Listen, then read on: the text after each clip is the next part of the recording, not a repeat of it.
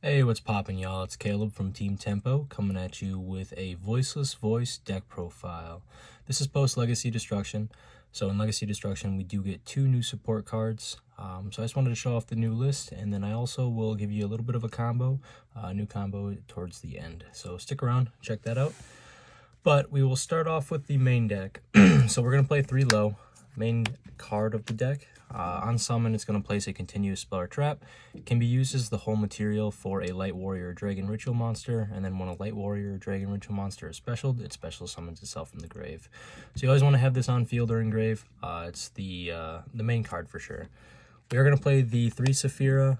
This is also pretty standard. 1 card starter. It is going to discard itself as cost to send a ritual spell from deck to grave, and then it can optionally add a ritual monster as well. Its other effect, which is arguably its better effect, is the banish itself from the grave to be able to ritual summon. It doesn't require light monsters as well, so that definitely comes up, especially in this build. Really good card, arguably the second best card of the deck, maybe third, depending on what you think. But we are playing the 1 Saravis, Old Man Saravis. It is able to inherently summon itself by shuffling back 2 spells, including a ritual spell from graveyard or hand. So it's got a really good summoning condition, and then it can return itself to cost or to hand as cost to special summon a ritual monster from deck. So it's really good. It's able to kind of avoid a lot of like targeting negation, which definitely is pretty popular in this format. So it's definitely something you want to have in rotation as early as possible. For the rituals, we are playing the 2 Skull Guardian. This is going to be the Omni Negate. This is your end board along with low. So it's able to negate anything and destroy. And then on summon, it actually searches a Voiceless Voice monster or a Light Warrior or Dragon Ritual monster as well. And then it gains 20/50 attack while low is on field or engraved. So that definitely comes up. We are also playing the 2 Saravis. Saravis is obviously the targeting negation hand trap, but on field it's able to negate a special summon and banish, which you're getting a lot more with the continuous spell that came out in Legacy Destruction. You're able to get him out a lot more consistently because you're able to get trap out as well more consistently. So really good card. It is cuttable to 1, I think, but I don't think I would ever want to. There is a new ritual that came out, a Saphira ritual in Legacy Destruction as well. I think it is optional to play it at 1. I think it's a decent card. I just don't know what it's actually doing for you, besides kind of fixing your hand. It can rip stuff, I know, and it is just another option to have. I just do think Pendulum Graph would be a better option, but it is archetypal, so it's not a bad option. So you definitely play around with it. I know I'm going to do some more testing, see if I might consider it a 1-of, but this deck is super tight for the main deck. We are still playing the 2 ritual spells. You definitely need this at 2 because you're sending it with Saphira, and then you also play pre-prep, so you search this. So it always stinks when you draw this, a Saphira, and a pre-prep, because you're usually only able to activate 1 unless you're able to access Saravis, because then you're able to obviously shuffle it back and activate the other. But you definitely need 2. I wouldn't play it at 3, though. We are playing the 3 Barrier. This protects your light monsters from targeting, as well as makes your opponent attack your ritual monsters when you have a light dragon or warrior ritual plus low on field. Then it also searches you a Voiceless Voice card. It's not a monster, it is a card as well, so a lot of the time I'm trying to search Blessing here. Otherwise you can obviously search your Saphira if you need starters, you can search low, you can search the Skull Guardian as well, because it does allow you to search a Skull Guardian ritual monster. But a lot of times if you already have a good hand, you're going to be able to search this, and then this is the new one. It is able to target a Voiceless Voice card that's in your graveyard or banished, so it's able to help you play around a lot more stuff. It's able to recycle your Saphiras, it's able to recycle Trap, which before you were never able to. It helps you play under Shifter a little bit, so really good card. It really does help out. I think it's right at 1. I could see it being bumped up to 2, but then you'd have to make some cuts elsewhere. And then we are playing the 1 Trap. So this is able to shuffle back a ritual spell or a ritual monster, Light Warrior or Dragon, and special summon or add a Voiceless Voice monster. And this is a main phase effect as well, just keep that in mind. And it does have a second optional effect. You're able to activate 1 or the other. So the second effect would be target cards your opponent controls up to the number of Light Warrior or Dragon ritual monsters you control, and then destroy it. One thing I forgot to mention is that this is also a quick ritual whenever a monster is normal or special summoned. So it comes up a lot with this one because you're able to actually get out the Saravis a lot more, which then will allow you to pop 2 cards with this. So that's really nice. It definitely comes up. It's a lot better than the one, and then you don't feel as bad activating its pop effect because you're able to recycle it back with this. And being able to quick ritual on your opponent's turn or even on your own turn is really good. So it's definitely a really nice effect. And then that's it for the Voiceless Voice cards, but we do have a lot of other cards that help with the archetype. So we are going to play the 3 Diviner. This is the second normal summon of the deck. It's also a utility card, especially in the late game if you draw it as a normal summon and don't already have a normal summon. But most of the time you are going to be able to send the Trios with this. And then Trios can quick effect tribute fairy monsters up to 3 to special summon itself. So Diviner sends from a deck or extra deck, and then when this card is tributed, it actually special summons a level 2 or lower fairy, so you're able to get low out this way as well. Otherwise, there's cards in the extra deck that you can send off Diviner as well, besides Trios, if you already have access, but most of the time you're going to be able to send Trios. We are also playing 2 pre-prep. This can definitely be bumped up to 3 if you'd like to, but I am playing a little bit of another engine, plus I am also playing the 2 Prosperities.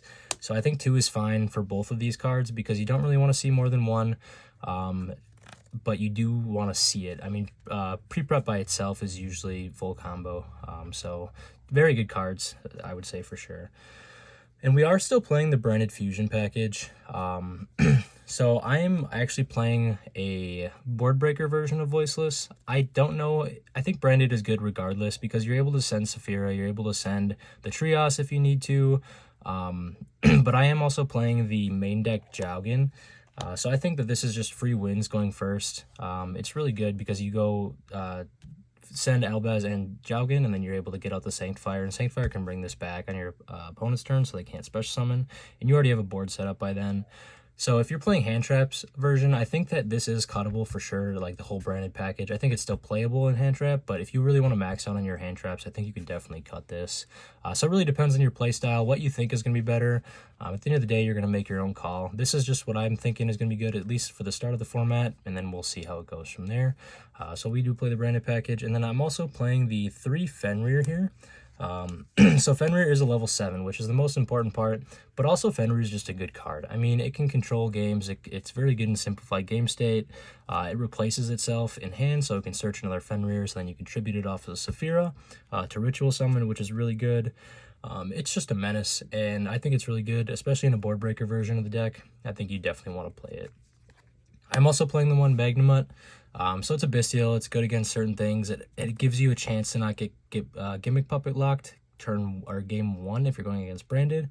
It's also a dark, which is important because you can send this off of branded fusion, and then if you're under shifter, you can still get out a Mirror Jade. Usually if you're under shifter and you don't have this, or the other option that people are playing is Phantasme, then you don't have access to Mirror Jade under shifter with branded fusion. So it's nice to have a dark option, and it's able to search Saphira in the end phase or your Saravis ritual.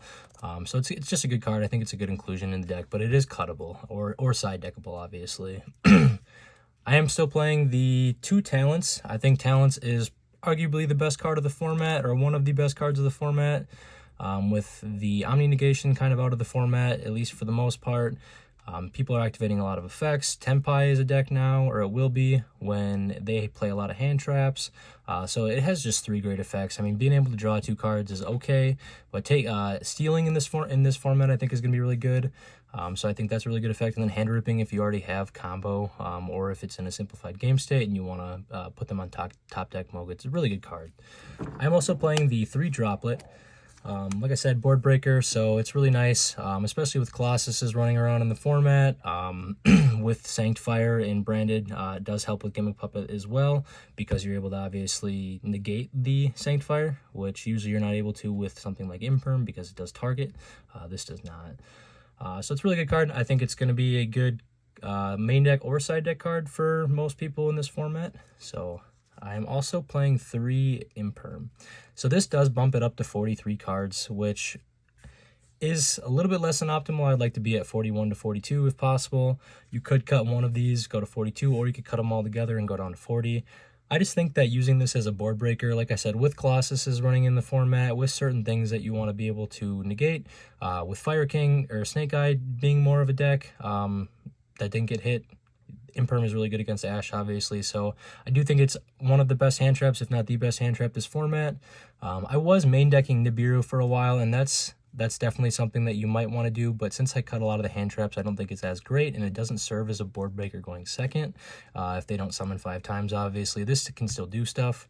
But Nibiru is able to be used as the whole material for a ritual summon, which comes up a lot. So I did throw it in the side deck, and there's no Omni negation. So Nibiru is a good card. It's just, in testing, it's not as good as I wanted it to be. So that's the main deck.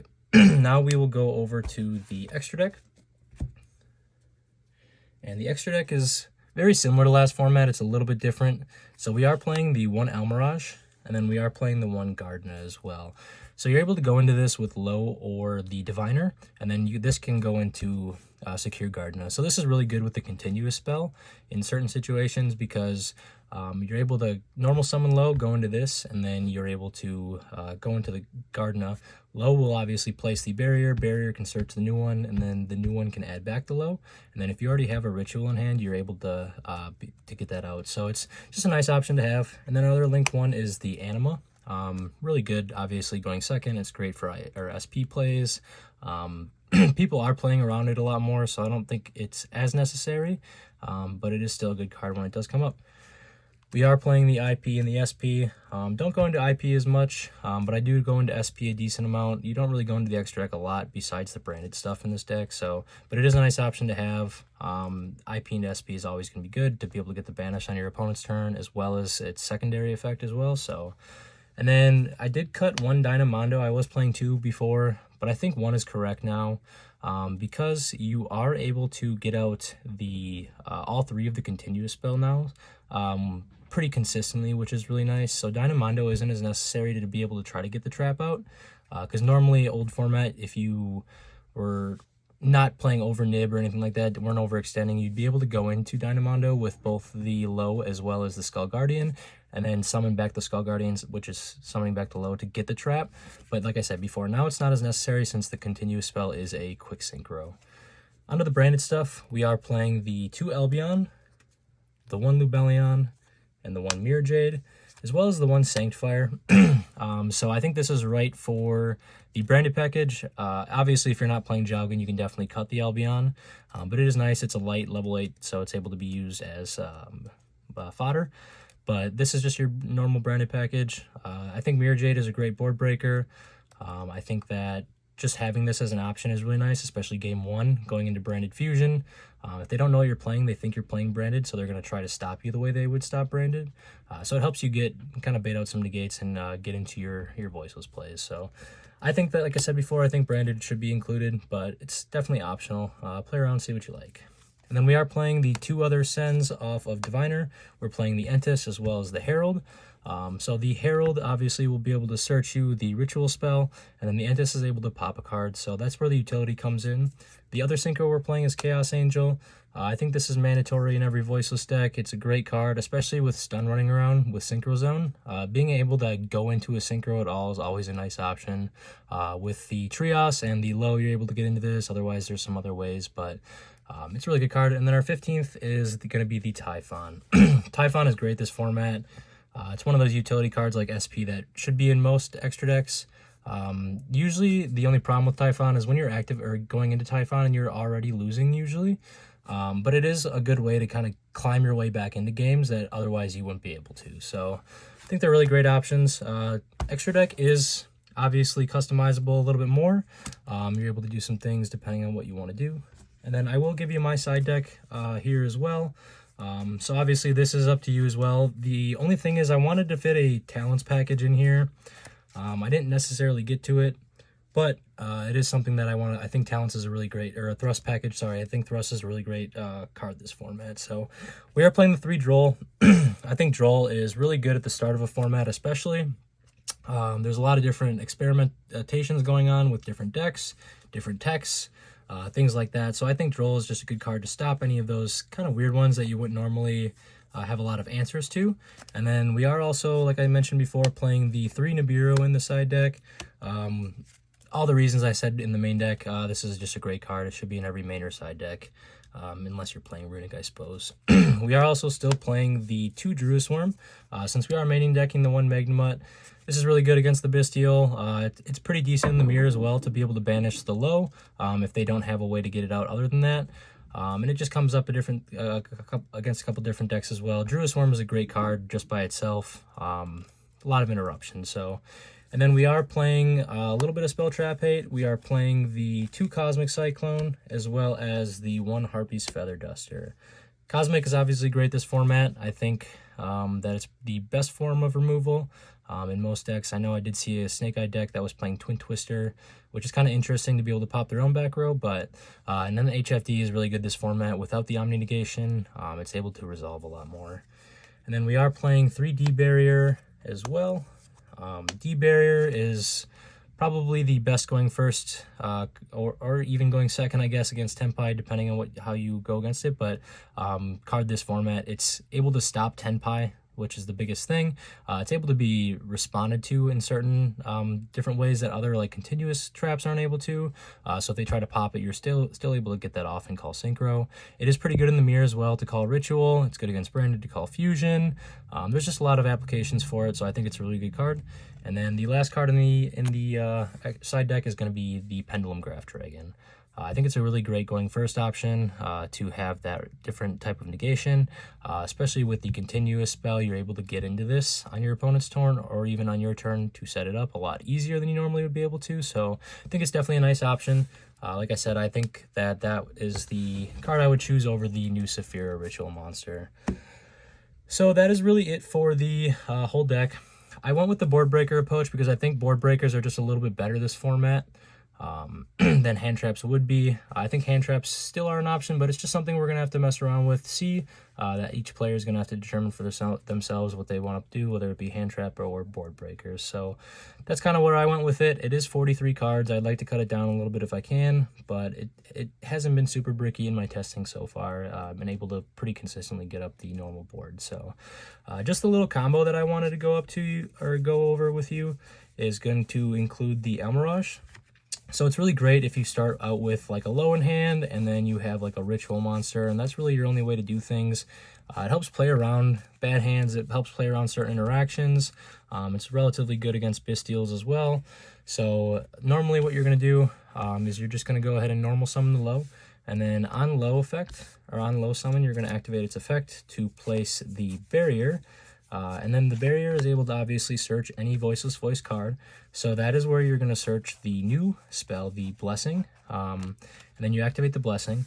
Now from here, you have nothing to really add back with the Blessing currently.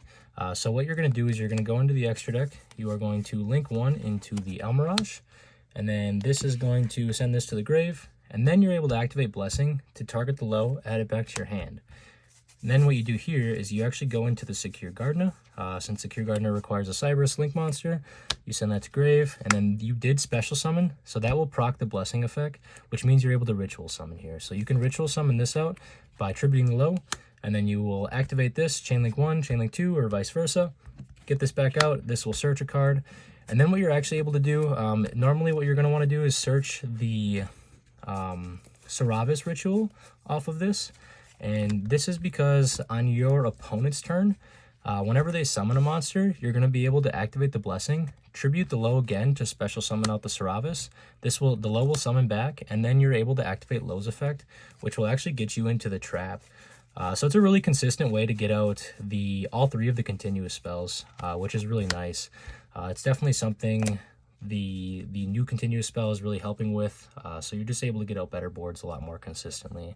Obviously that might not be the most optimal way depending on what your hand, but it's just another option to go into. So that's it for the deck profile. I appreciate you guys watching. Make sure to give it a like, give it a subscribe, tell us what we can do better, and make sure to check out for our new videos in the future. Kaleb from Team Tempo signing off. Let's go, baby.